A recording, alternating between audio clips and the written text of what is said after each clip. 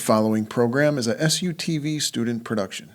The views expressed are not necessarily those of Salisbury University, the University System of Maryland, its regents, administration, officers, employees, or representatives. Such as Vice President of Student Affairs, Dr. Dane Fowler. From there because some of them weren't seniors, so they were a local opportunity for those who are financially dependent. Currently, catchphrase at Salisbury University. It's a standard operating procedure. Let's just pull that.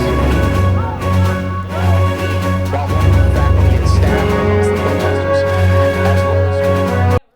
Good evening. We begin tonight with a possible tuition increase. Earlier today, the University System of Maryland Board of Regents voted to increase tuition up to 5% for undergraduates and 13% for graduate students. The increase could mean Maryland residents would pay up to about $6,650 next year, and out-of-state students could look at paying a little over $15,400. Again, this is an approval to increase the tuition, not a for sure tuition increase. And on Sunday, popular musical artists gathered at the intramural fields to perform for students. Performers such as Mac Miller and Jessie J took the stage for a crowd.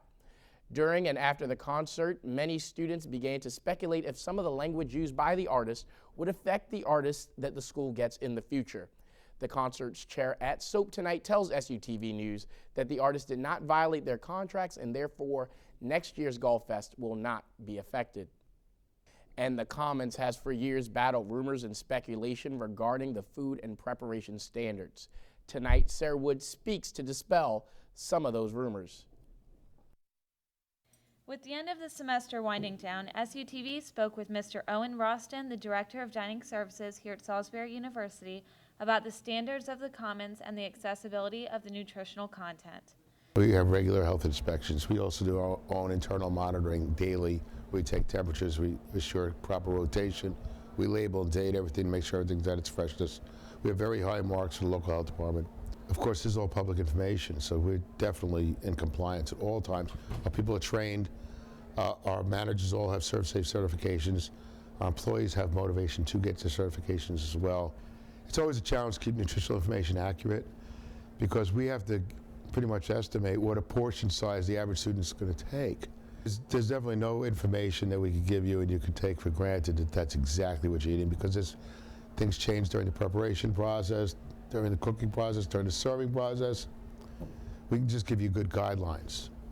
He also spoke on how students can access this information and any future plans Dining Services has in making this information more accessible for students. So I'm excited that we are working with our partner that does our food service software to develop a mobile app. And I'm looking for that to be integrated in the future. And that will give the students the ability at any time to look at the menu. The menu will always be current because you can make changes instantly on it, and it'll all link to nutritional information for everything we serve. For SUTV Evening News, I'm Sarah Wood. Thanks, Sarah. We'll now take a brief break and come back with SU Sports. So, are you going out tonight? I can't. My parents say I have to be home right after work. That's so gay. Totally gay.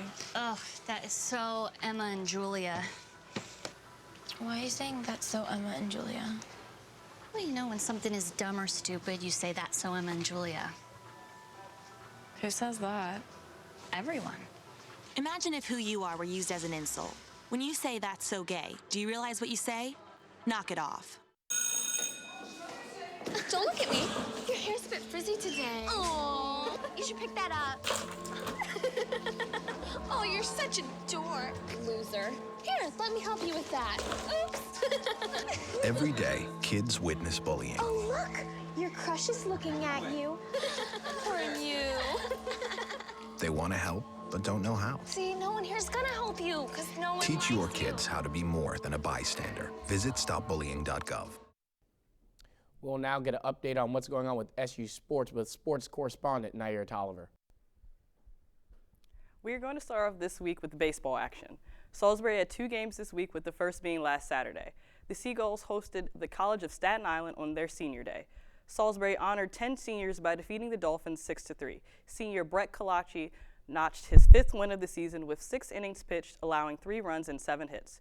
Junior Jeff Oster came in and dominated the final 3 innings, facing 9 batters, retiring all of them and recording 8 strikeouts.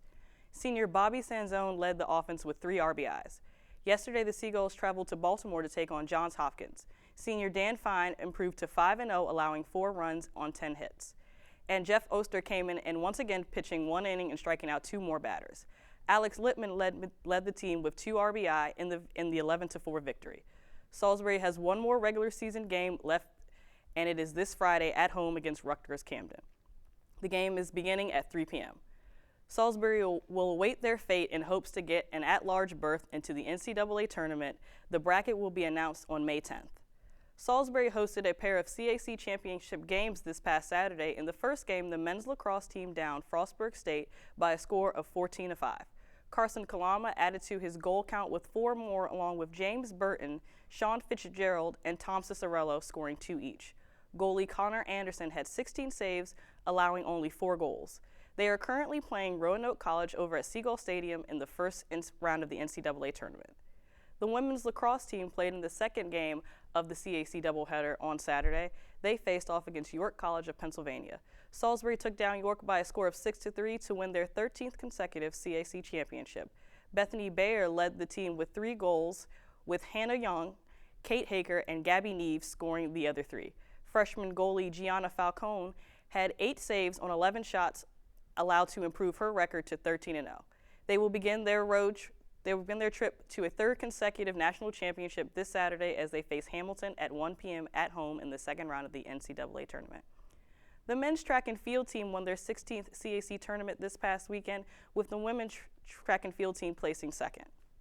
The Salisbury softball team begins their road to their College World Series this Friday here at home for the NCAA Regionals. They will play 2 games this Friday. On Friday, they will face McDaniel College at 11 a.m. and will play Virginia Wesleyan at 4 p.m. They will play again Saturday with the matchups depending on the outcomes of the games Friday. Thanks. Now back to Eli. Thanks, Nyerah. We now take a look at what happened today in the nation, the city, and the university's history with Allison Haley. This week on Today in History, we'll be taking a look at major events specific to the United States, the state of Maryland, and Salisbury University. On May 6, 1861, Jefferson Davis approved a bill declaring a civil war between the Union and the Confederacy. Davis was the elected president of the Confederate States and took the war plan into his own hands while in office. However, he lacked the ability to find a successful strategy to defeat the Union. On May 8, 1867, Constitutional Convention of 1867 began in Maryland state capital, Annapolis. Maryland's Constitution contains a Declaration of Rights similar to that of the U.S. Bill of Rights. It also has a guarantee of trial by jury, due process, freedom of the press, and freedom of religion. It forbids cruel and unusual punishment. At the time, jury nullification was in state, but has declined due to the abuse of this power since then. In May of 1935, a portrait of Dr. Edna M. Marshall was given to Salisbury University as a gift from the PTA of the on-campus elementary school. The portrait was done by Miss Dorothy Mitchell. That same month, the Edna M. Marshall Memorial Fund was established. Marshall was the first director of training at Salisbury, and her policies shaped the way the students learned. She required students to participate in practice teaching. She was also the first principal of the on-campus elementary school.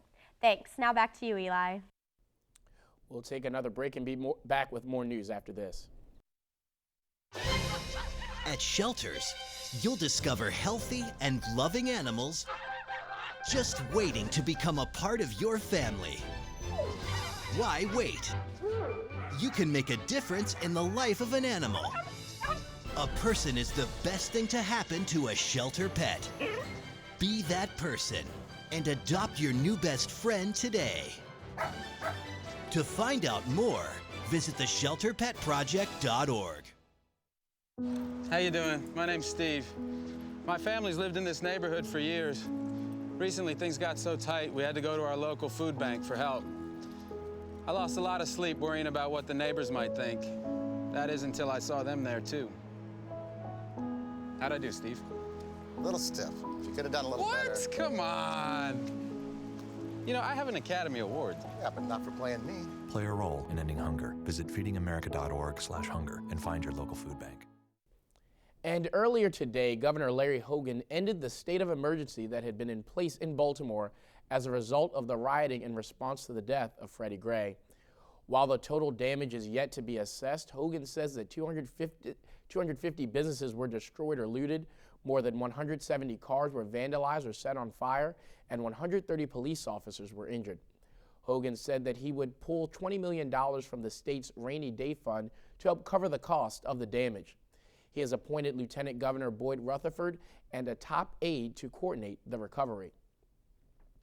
And Baltimore Mayor Stephanie Rawlings Blake has asked the Justice Department to investigate the city's police department for a pattern of institutional or civil rights violations. This is similar to the probe that went into the Ferguson Police Department, which revealed a pattern of unlawful conduct and multiple violations of constitutional rights, which was sparked by the death of Michael Brown. And on Wednesday, local politicians, members of the community, leaders, and students gathered in downtown Salisbury to protest with those in Baltimore. The protests, which were peaceful, lasted for about an hour and did not leave the area near the downtown plaza. We spoke to some of those protesters about the change they'd like to see and how they and others can go about bringing that change.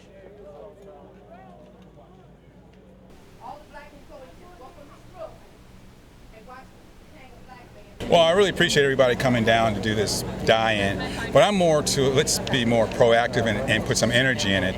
We talk a lot, but we don't do anything. I'm a person of action, so while all this energy is here tonight, let's put it together, come up with a tangible plan to where we're going to communicate with the mayor, the city police, and actually come up with a plan that we can actually show a difference. And not just so much dialogue and talk. We always talk, but let's put something in place in action that we can actually solve something. Whenever you have an issue, if reasonable people sit down and talk about the issues and discuss it and are willing to make adjustments, the city will be a better place. And I think this is the start of that process. At first, we as a community have to first talk to our youth, right?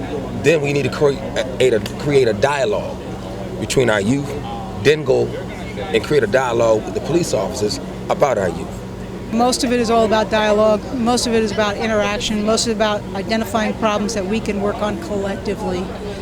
So they showed up tonight, a group showed up tonight, and they have indicated to us that they want to work, they want to be a part of the larger process that's relatively, that's very, very much underway here in Salisbury, and we'll take it from there.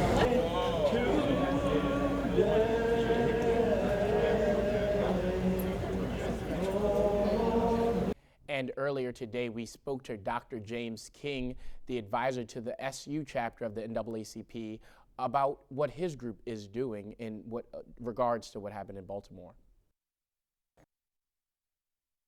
Well, we already have events planned for the fall. We're going to revisit the Pigtown area to engage in the November version of their neighborhood beautification project.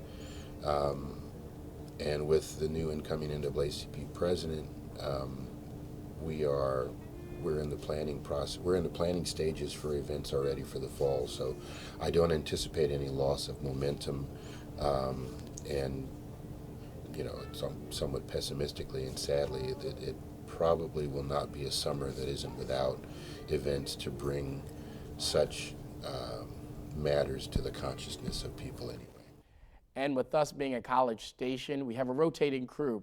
So at the end of every year, we say goodbye to members of our crew, members of our team. This year, we say goodbye to someone very special.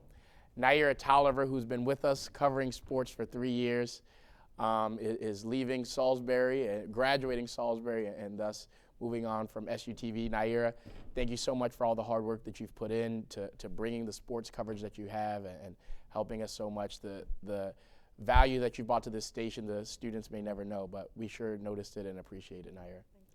Thank you. All righty. That does it for this week and this year. We thank you for joining us and hope to see you back next semester. For everyone at SUTV News, good night. President of Student Affairs, Dr. Dane.